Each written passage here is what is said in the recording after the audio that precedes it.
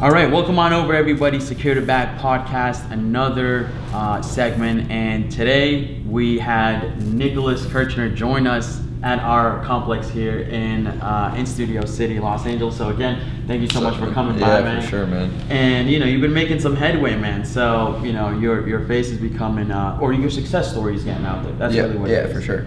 Man, it's pretty cool to see somebody else really get that breakthrough. And see you handling it real well and keeping on scaling and all that good stuff. But really what we want to do here for you guys today that are joining us on, if you're new to the podcast, this is pretty much podcast where we talk about securing your bag, or how other people like Nicholas, whether just getting started, or how old are you, by the way, man? 21. Okay, so a couple years younger than me.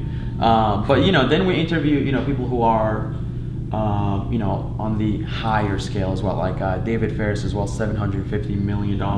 You should definitely check that out. Absolute beast. And it's cool to get different perspectives. So if you're new here, make sure you guys definitely smash that subscribe button, that thumbs up, leave a comment below with some takeaways that you're gonna get over the next few, let's say 15, 20. I don't want to hold you up too long, man. I'm sure you got some plans going on, but let's get into it, man. Yeah, I mean, honestly, I know we caught up at Funnel Hacking Live, right? Mm-hmm. The ClickFunnels event, and we didn't really get the chance because it was like a huge event. Yeah, we were just passing by. Just passing by. So really, and I want to ask you about, and we were talking a little bit before we kind of hopped on the podcast here.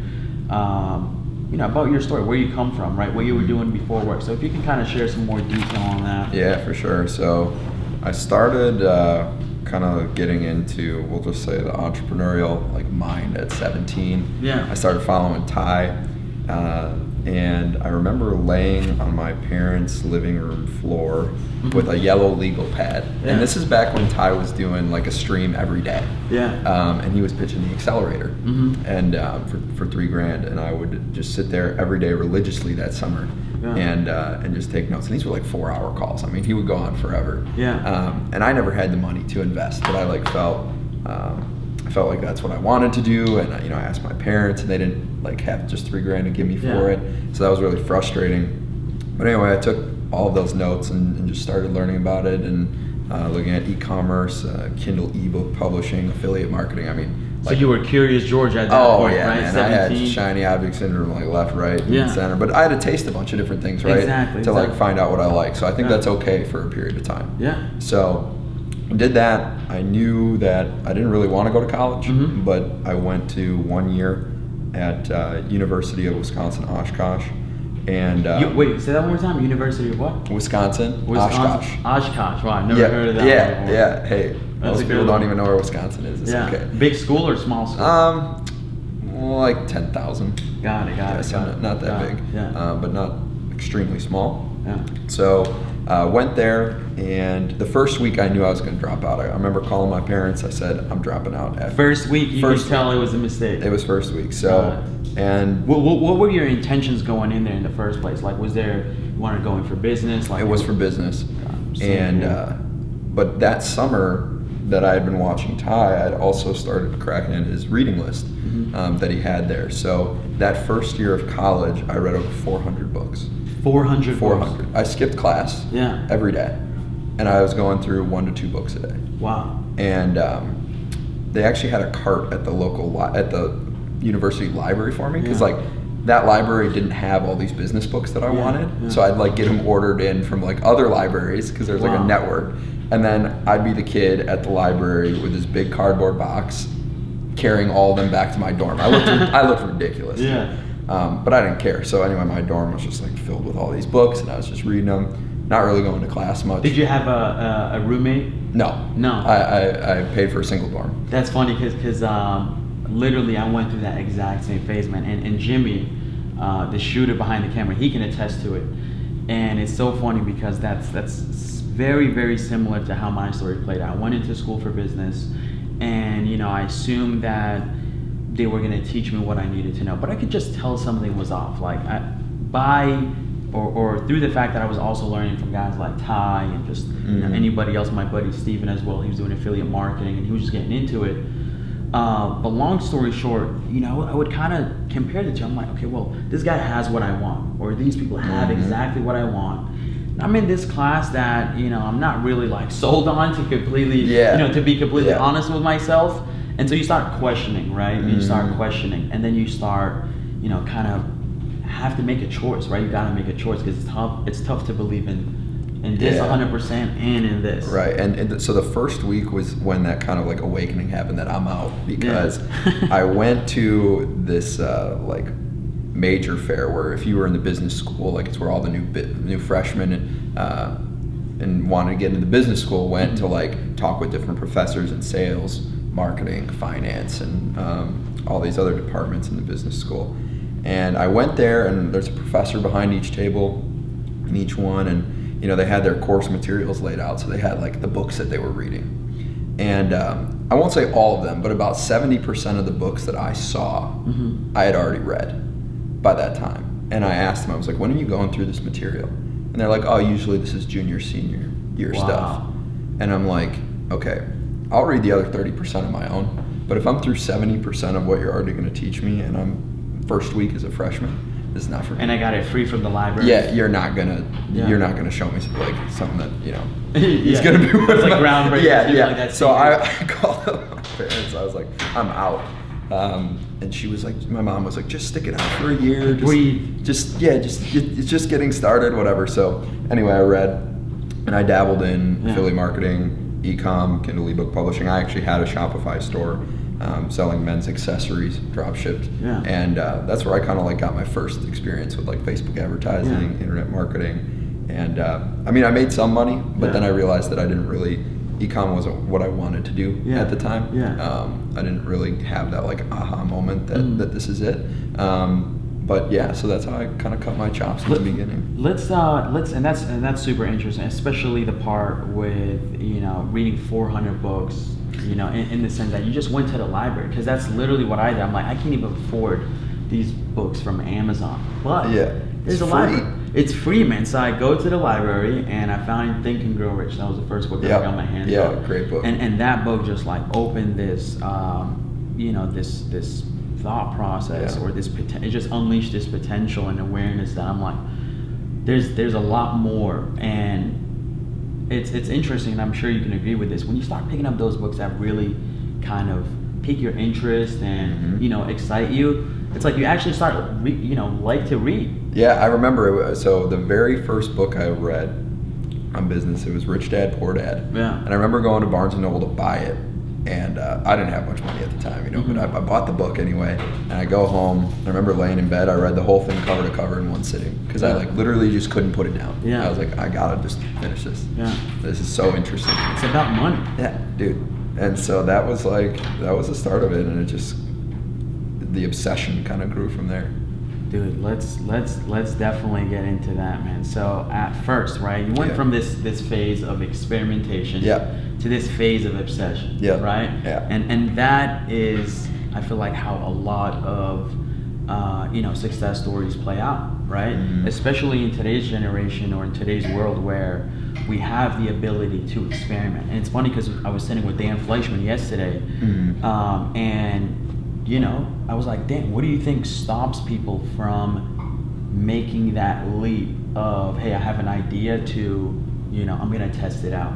And it's this constant fear of rejection, fear of parents or family not approving of it.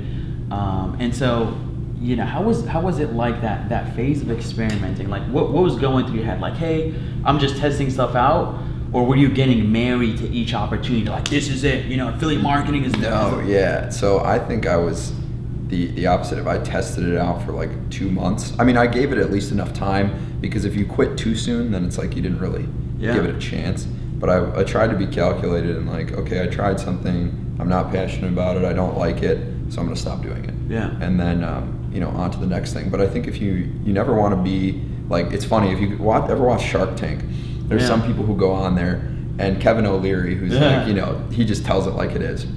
And they're up there and they're like, yeah, we've been in business for 7 years and we've only made 30 grand, yeah. but I tell you, it's coming, and like I still believe this is like revolutionary and whatever. And Kevin's just like, take it behind the barn and shoot it. Yeah. He's like, this sucks. This sucks. And it's like, the market has told you that it sucks. Yes. Stop being married to the idea and get a new one. So it's like, you got to have some awareness. Yeah, you got to date. You know what I mean? It's like sure. this idea of people are on Tinder like swiping right and left all day, but then when it comes to an opportunity, they just marry all the way into it. And I think that's what creates a lot of pain. That's what creates a lot of anxiety, because once they don't want to do it. Yeah. And they put themselves in a place of, this has to work. Yep. And whenever I'm testing something, I always want to be prepared that it doesn't have to work. Now, the only time that I did that is when I started my agency, and there's a difference between it has to work and just being like fully committed to the point where you're like, this is going to work. Yeah. So I didn't want to be in a spot where like, if I left my job, I'd be in a bad position financially, but I just was in such a place of pain there that I knew I was going to make it work. Does that make sense? Absolutely. You knew that, hey, like there's no lower than this, right? Yeah. You were like, dude, I'm trading all my time for money. Like I have absolutely no, ownership of my time or my freedom. And so it can't get any worse than this, right? So I feel like people have to get to that point. And it's funny because my friend, my business partner, Juan Valdez, right? Yeah. He always expresses this too.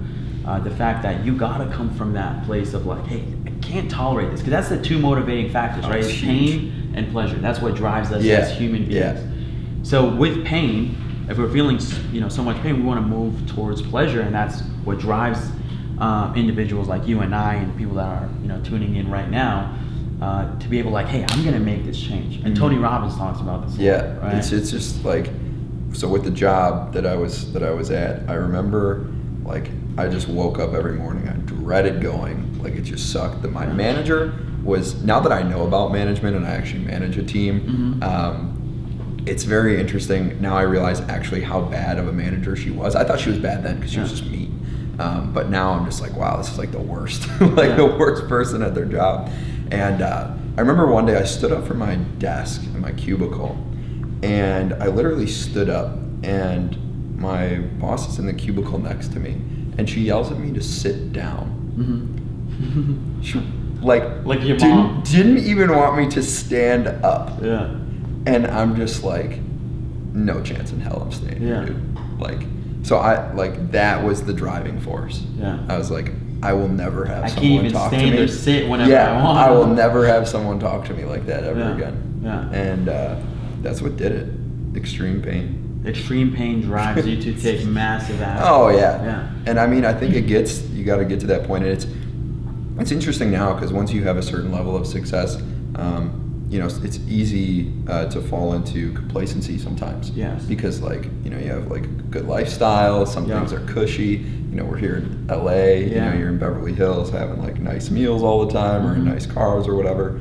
And it's like, you still have to find that pain. Even now I try and be in pain. Yeah.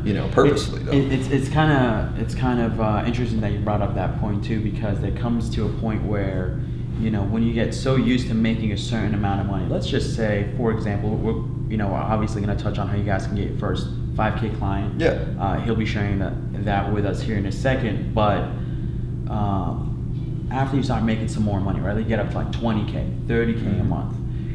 The standard of living or standard of income for you goes up, right? So it's like, now you're so used to making 20, 30K that when you're only making 5, 10K, you're like, dude, it's panic. Panic mode, right? Because that's the reality of it. I mean, it's not like this income is not like this constant, line that just stays so linear. Especially in business. Especially, Now, maybe if you work for someone else, if you're like a CEO or whatever, and you're probably making, 30, 50K a month as a salary, it's someone else's accountability, then sure. Yeah. But when you're in the driver's seat, no, it's not consistent. And you got to be okay with that. Yeah. If you're going to be an entrepreneur, I think you need to be all right with uncertainty. Now, do you think there's some people, man, out there that, because with the inconsistency, right, comes a little bit of anxiety, a little bit of uncertainty, right? Kind of like you were telling me you were doing door-to-door sales.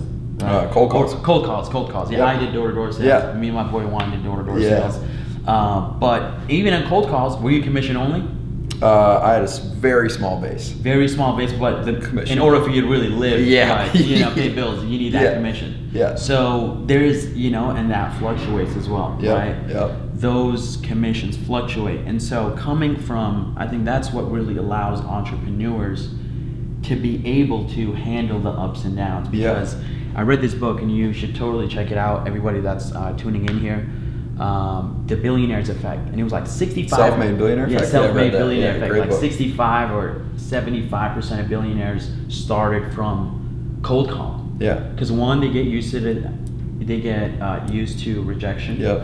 Which is obviously comes in handy when you're doing something like a social media marketing agency. And two, able to produce income. Not like, I'm fucking checking in for 10 hours today, so my you know what I mean? I'm just trading time for money. It's like producing. You're calling, you're producing value. Yeah. So let's talk about that phase, man. Like, I feel like a lot of people, are in that first part, and we're kind of making that bridge right from testing to absolute obsession. Mm-hmm. So, what was that like, by the way, cold calling? I feel like when I was going through school, I was always confident in the way that I spoke and like how I carried myself, particularly in my high school years, not necessarily younger, but high school years.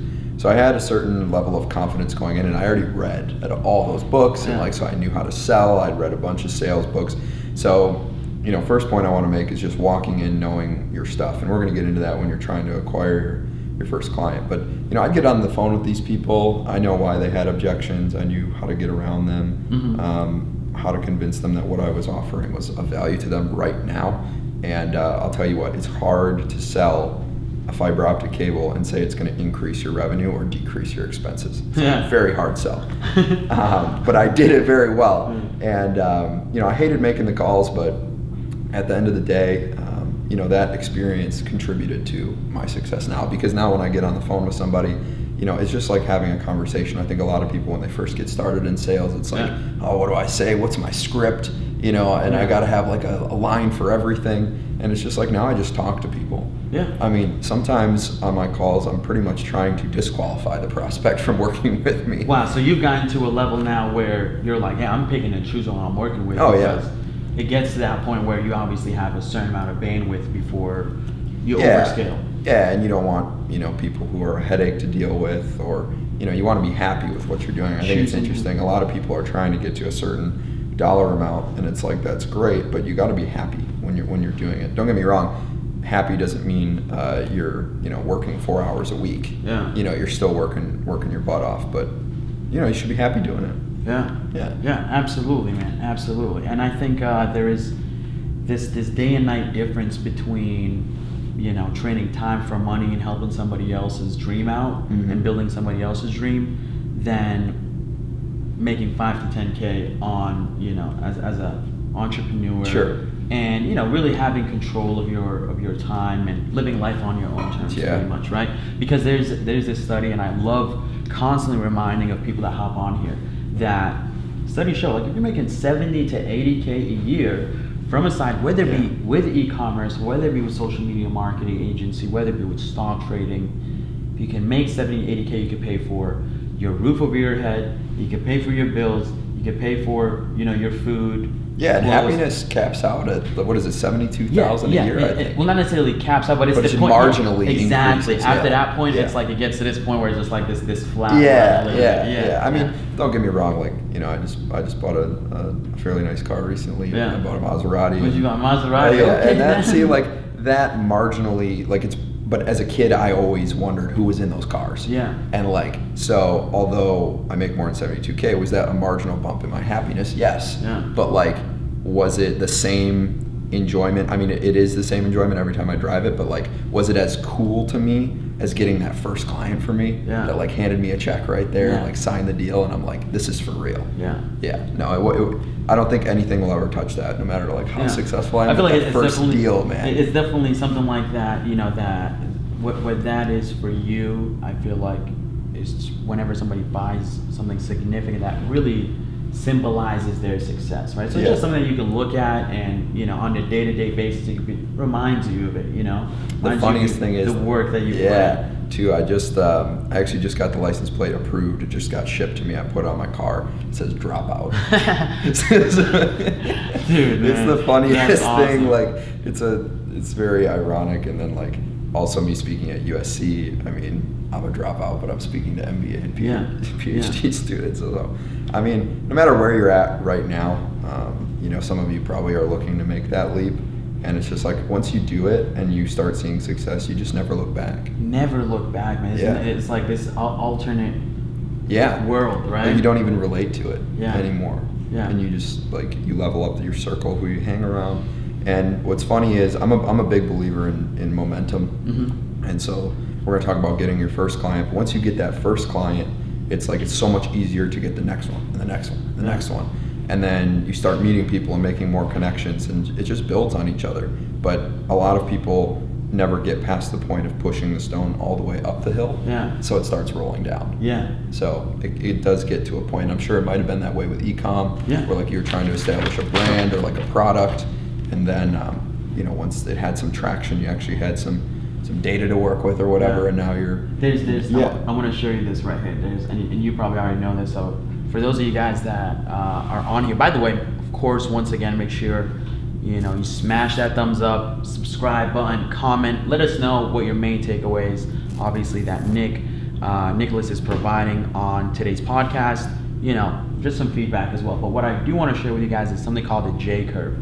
The startup J curve. I forget the exact name of the author, but really, when you're starting off a business, you're going downhill, right? Because you're investing all this time, energy, and resources, right? Yeah. So you're like, technically, you're down on your investment for the first month or two that you're starting off.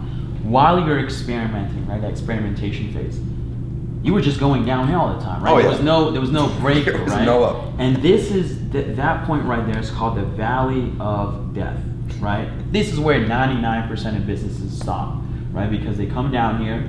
And they're doing it. It's funny because everything up until the valley of death is like this super simple stuff, right? Like setting up your logo, your LLC, domain, the easy stuff that makes you look busy, but it's not productive. But it doesn't bring in the money, right? And so this point right here, what really changes this point and takes people out of that valley of death is the sales, right? That's what you just talked about from Shark Tank. It's like, you gotta. I love how passionate you are, and I love how, great you look or whatever, but the first question they ask them is, what is your sales? What is that number? What is that big number? That's the main thing that they're looking at, right? And so really this is where most people cap off, because again, that's the point where they've done everything that was simple, that on the exterior, but when it comes time to approach and cold calling, getting sales, this is where most people quit. Right? Yeah. And after that point is when really the up keeps going, that momentum. And I think the selling should start way over here. Yeah. Most people set all that up and then they're like, why isn't the business coming to me? Yeah. And it's like, well, you haven't done any revenue generating activities until like you're down here sitting there questioning. Revenue generating activities, beautiful, man. That's that money. I like to call it money making activities. Yeah, money making. And those are activities, like you said, that literally just bring in the money. And what Russell, one of the key takeaways that I got from Funnel Hacking Live was he's just like, you need to wake up every morning and say, what can I do today to increase my income? Yeah. What can I do? What are the activities I can do today that will make a difference to my bottom line? Yeah.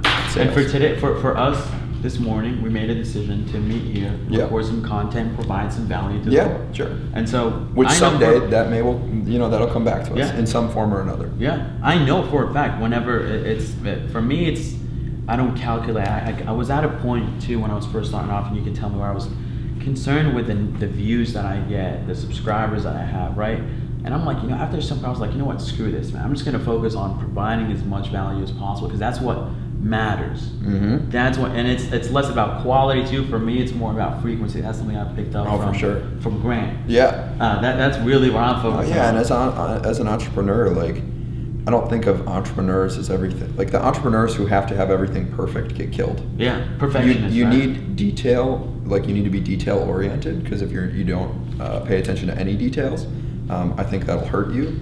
But the perfection slows down execution so much. And it's like, as an entrepreneur, like, to me that term just means scrappy. Dude, I love what you just said right there. like you'll fight and claw to get things done, and like it doesn't have to be sexy. Like what's interesting is out here, like, you know, like I just bought the car, or I'm out here, or whatever, and you see all these, you know, people driving around. You go to Rodeo Drive, whatever. That is the product of a lot of unsexy things. But that is like preach, man. All glamour, you know. Yes. But like what you don't see is like all those people who work 16 hours a day for 10 years, and now they're finally enjoying the fruits of their labor. Everyone's just like, oh, they just got there, or they inherited it, and some people did, and you know, whatever, you know, more power to them. But I think it's easy for people to skip the unsexy things and just assume that that's the reality all the time. And you know, you're looking at perfection when you're around that area, but you just don't see the scrappiness, the imperfection, all the other stuff that goes along with growing a successful company, man. Absolutely. So let's talk about that. Now that we've mentioned, you know, obviously, you know, your background. We touched on a little bit. You know, you obviously do social media marketing. You have a social media marketing agency, and you're doing real well with it. And congrats to you on that by all means, man. I know it's not easy because you know we have a couple clients that we deal with, and we got to the point where we're like, dude, we got to be super selective for two reasons.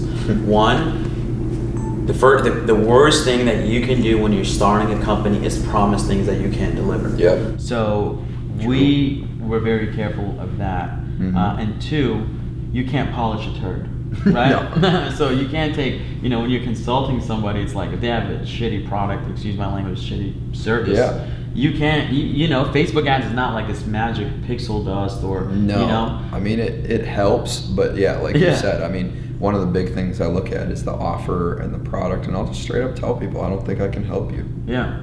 So let's talk about that, man. Okay, like put yourself in the shoes of somebody that's on the opposite end here, and you know, that's watching, or that's subscribed preferably by now. What did you go through? All right, you made the decision. You were like, dude, I think social media marketing agency is a great idea. And from my experimentations that I've done before, I have a good idea. Like I can talk that lingo. I feel like that's what was right. I can speak the lingo. I know how to kind of explain how I can get people results. But what did you go? Did you just go down to your main street? So I was still working full time. I went to every networking event after work that I could go to. After work. After work. Very good. I'm happy that you after work. And so I'd be at that for maybe like 6 to 8, 6 to 9 p.m. And then I'd go home and work on the other non-revenue generating activities, like you know, building a website and you know, putting together branding and all that other stuff that doesn't actually make you money. But anyway, that was my schedule until I made enough to quit the job. And when people start off an agency or any business, they're like, well, how's anyone going to want to buy from me? I've never had a client before. I don't know, you know, I don't know enough, and I need to keep learning and learning and learning, but you never implement. And my biggest thing is that the reason my first clients did business with me, they didn't even ask me, who else have you worked with? Or what results have you brought? Because I just knew the stuff like the back of my hand from doing it myself and like failing at all these other little projects that I was doing, that they never asked, because they just could tell that I looked at them with a sense of like sincerity, and I was convicted that I could help them. Yes, I'm happy. I was that absolutely convicted. Certainty and conviction. Yeah. That's the idea of when you're talking that talk, right? Yeah. When you're talking to someone, you are not questioning yourself or stepping on your own foot or you know, contradicting yourself. You know exactly what you're talking about, certainty, right? Like, hey, I can take your, who was your first client? What kind of business was it? It was a law firm. Okay, law firm. Like, hey, you guys provide service for people who get into car crashes. I can take, you know, create an offer for you, put it on Facebook. Right. But they can see that you know what you're talking about, right? They might not believe you 1,000% that, hey, you're guaranteed to make us. Yeah, and I mean, I was straight, like, here's the thing too. I think it's interesting because a lot of people will go in there and be so certain that they're like, I guarantee this, guarantee that. You know what I found that actually I think helps me sell is I will straight up tell them, because they're like, well, what are we expecting in terms of results? And I'm like, you know what? You guys haven't ran digital ads before. I actually have no idea what's going to happen. I'll straight up just say I'm not really sure what your expected return would be, but this is the strategy I would lay out. It's going to take some time to find out if that works and test all the variables. And I'm looking for the clients who are okay with that. I don't want someone who it's their last dollar and it's a Hail Mary pass, because they'll be the worst people to work with and they'll be the least flexible to change in offers, in pricing. The thing as a marketer that I find a lot, which is why I vet clients pretty heavily now, is that you almost have to figure out the whole business for them. Yeah. If I have to tell someone when the business makes money 3 months from now because they don't understand lifetime value, yeah, and like acquiring a customer for a break-even cost in the beginning, but you make all your money month 3 through 6 with them. Like if I have to explain those things to somebody, chances are it's hard enough to get them to understand the world that we're in now. Yeah. So if I have to convince them of like their whole business plan, then it's just not a good fit. Yeah.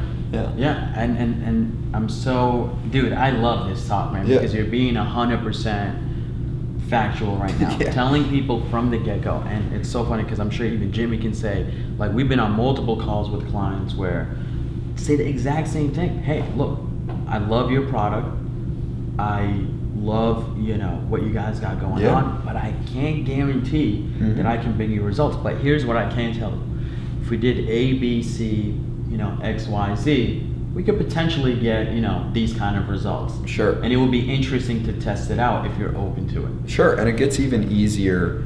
This works if you have no clients, that strategy, but it gets even easier when you do that same thing, but then you couple it with all the stories of past clients throughout the whole call that relates to their business, so that what can we expect? Well, I'm only as good as my last at bat, so I did this for the last client. I can't guarantee that's going to happen for you, but I can only speak to the past of what I've done, and that is enough all the time, typically to close the deal. I mean, not always. You're not going to close 100%, but those are some of my top tips for closing. So that point right there, okay, so like you said, you do some research, and again, please don't overcomplicate. I feel like people definitely overcomplicate this whole thing. It's like, just go knock on someone's door, go to your your main strip, wherever you live, knock on a couple doors and tell them exactly, literally, that was a script that he just gave you guys there. If you go back and rewatch the last couple of minutes, he just gave you guys a script to approach people by, and then you said, I go ahead and share my strategy with them, or the ideas that you have in mind. So you go in there with like something like a custom report that you've done on your business back home, or do you kind of just come with like this plain template that you? Yeah, for sure. So I mean, you want to walk in there and know where their weaknesses are. Yeah. But one of the things, in the beginning was the idea of doing a full audit for them. And while that's nice and they appreciate it, it's not as valuable, in my opinion, or the best return on your time versus just having a conversation with them. I'd rather ask someone, where they think they're struggling and inform them where the opportunities are within that, versus walking in there and telling them things that they don't even care about. Yeah. You don't know what they care about yet. You don't know their hot buttons. You need to go find that out. Hot buttons. Yeah, you need to go find that out and then frame your presentation around that. I think that's a mistake that a lot of people, spend time preparing 50 of these audits and send them out and just, fingers crossed that one hits. And it's just like, why don't you just talk to people? Yeah, absolutely. People do business with people. And it's funny because the guy that I just mentioned, David Ferris. Yeah. I mean, really, the whole reason why he's been able to build his empire in the space that he's in, because he understands the idea that, hey, behind every transaction is people. Yeah. Whether it be e-commerce space selling, free plus shipping products, or whether it's B2C, scooters, right? Yeah, whether it's B2B or B2C. Yeah. I think in B2B marketing too. I mean, some people with their agency may get into B2B marketing. All B2B is a person with a corporate credit card. Yep. That's it. They still have the same issues. If you're solving someone's, like a project manager, and it's a software that saves them time, they're not buying it because they feel it will. I mean, they're buying because they feel it will help the company, but they're buying because that person is so stressed out. They hate coming to work because they don't have things processed out, and this software would help them sleep better at night, not stress about projects, and just have a better working experience overall. They're just the one making the transaction, but they still have the same emotion that someone in B2C would have. I always say people buy on emotion and justify with logic. Absolutely, man. Absolutely. Yeah. Buy on emotion and justify with logic. With logic, yeah. Absolutely. What you just mentioned there too is critical for making such presentations, because there's a difference between features, right, and benefits. So when you're explaining to these business owners, right, I'm sure they obviously wouldn't mind knowing some of the the technicals and what goes into it. But ultimately what they're really interested in is, dude, what is your end goal here, man? Like, are you trying to get me some likes and some comments and some followers, or are you trying to get some money in my bank account? Which one do you promise at the end of the day? Which one do you drive home and does better for you? Yeah, I drive home definitely the conversion piece, because in this business it's super simple, the benefit.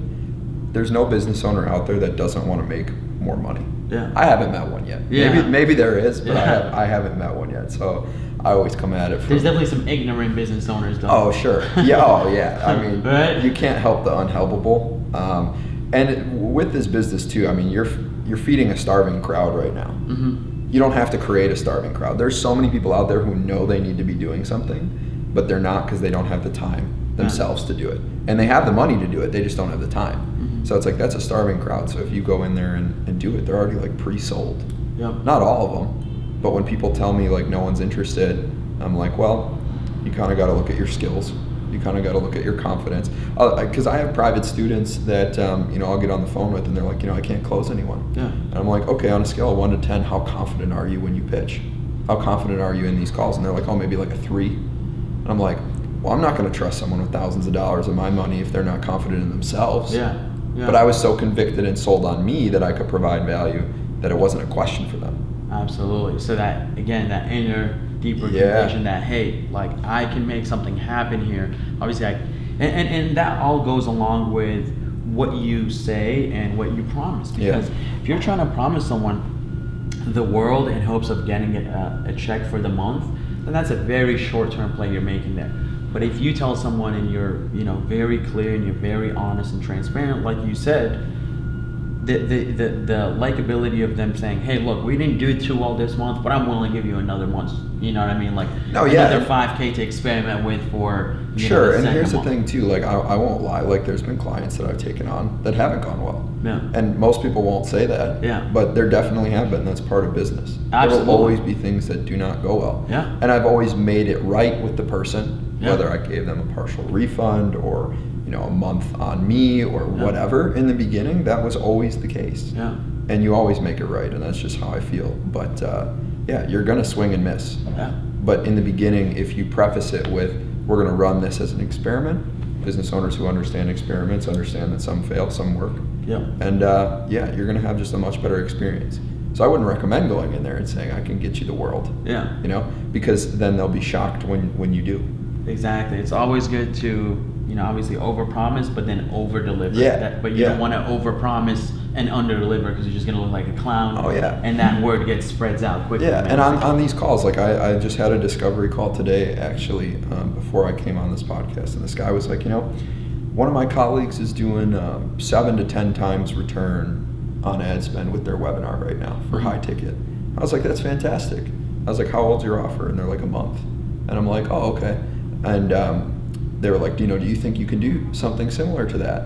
And I was like, I'll tell you what, month 1 through 3, I'm not going to say I could do 6 to 10 times for you. Yeah. No, maybe 2, 3, 4 at best. And I was like, anyone else who tells you otherwise is most likely lying. And there's some other great talented agencies out there.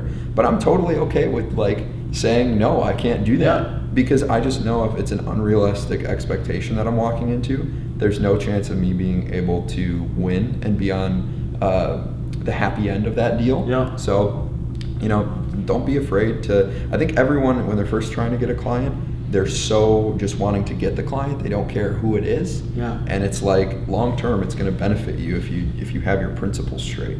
Absolutely. If you're transparent, if you're honest, if you're upfront. I was actually at a meeting last week with this retail space. They do like a lot of I don't even want to name it because I feel like we're gonna go on my followers and search it up. But this girl has like a bunch of retail shops. It's in the beauty space, sure. Right? Let's put it that way, like sure. salons and whatnot. Yeah. And she was considering this SEO agency, right? This agency that promised them that, like, this was their pitch, right? It's like, hey, and you know about SEO pitches. I personally hate when people try to pitch me SEO because I'm all about paid advertising. Again, I love paid ads. I love paid ads, man. Biased. I'm all about pushing, getting in front of that exact right people instead of, anyways, you get my point here. If you know about SEO. Of course. And so they were promising her like, hey, you're gonna pay us a couple of grand a month, and you're not gonna see any results because the way SEO works is it comes in later in handy. It does, yes. Right? It's like 6, 7, 8, 12 months from now. And I was looking at her, and I was like, SEO, here we go. And I'm like, I wanted to hold my tongue, but I was like, you know what? Quite honestly, SEO is complete bullshit. She looked up at me, she was like, you're not the first one to say that. Like, you're not the first one to tell me that. And quite honestly, I was thinking this exact same thing. She's like, so what are you thinking? And I was like, this is what we focus on. Because here's what SEO means. And here's the difference between engagement and getting conversions, right? And you can't justify, right? You as a business owner cannot justify me getting you comments, followers. Because once it's time to pay the bills, you're not gonna be like, oh, Samir helped me, pay my bills with these likes, followers, and comments. But you can more than definitely, justify the fact you're paying me a couple grand because of the amount of money. Right, and what I focus on is showing them I call it purposeful brand awareness. I actually talked about this at USC, where you have these likes, comments, and shares, but with the ad strategy that we implement for our clients, we're able to show them the return on that, mostly through retargeting.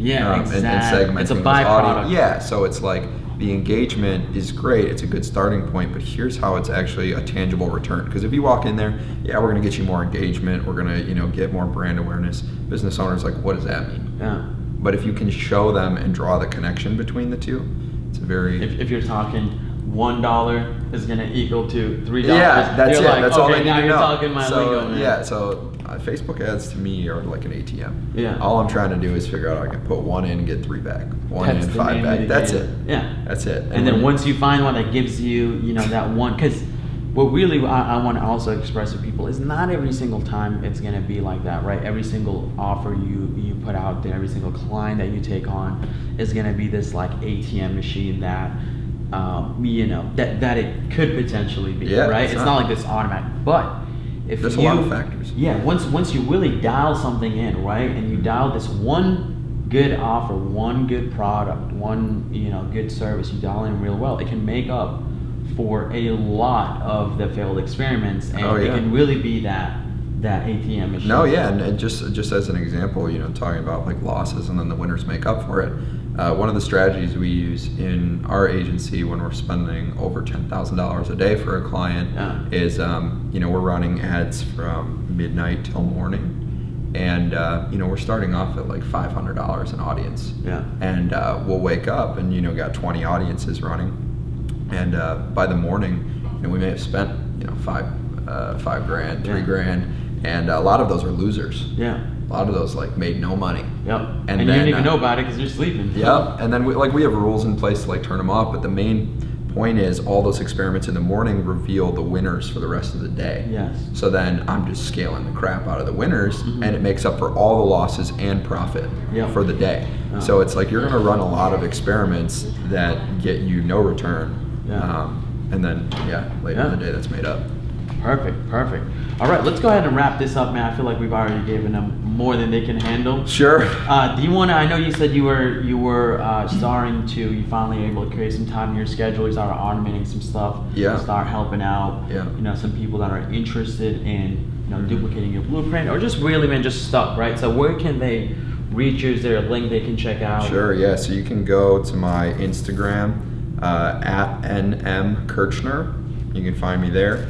Or if you're interested in learning more about how we manage Facebook ads and kind of how I've made a lot of my money running Facebook ads for clients and delivering great returns, go to nicholaskirchner.com/ad-workshop, and you can watch a free roughly 60-minute training on Facebook ads. And I won't lie to you, there's an opportunity to work with me at the end, but if not, it's 60 minutes of some value-packed training. So nicholaskirchner.com/ad-workshop. Boom, put that link right in the description, as well as straight to your Instagram. So what we're gonna go ahead and do is we're gonna end this off here, and we're gonna record some higher or some content for our higher level members inside the Ecom Incubator, which you guys can always check out in the link below in the description. If you're on YouTube Live or Instagram Live and you guys want to catch what we're talking about, after we wrap up this podcast here, you guys can check out www.ecomincubator.com/mastermind. All right, you guys can hop in for totally free, check it out, and see what the whole community is about. And it's honestly for just a couple bucks a month, enough for us to pay for keep the website, lights on. keep the lights on for this thing. But we just want to be able to, really create a community of people who are serious about it. A little bit more serious than just hopping on the live. We'll see you guys on there. But other than that, thank you again so much for hopping on the podcast, brother. I'm sure you definitely explained how to get your first 5K client and more than that. So we'll see you guys in the next segment. Again, be sure to smash that thumbs up, subscribe button, leave a comment below with your biggest takeaways, because it definitely helps us know what to touch on with the next guest that we have on. So peace.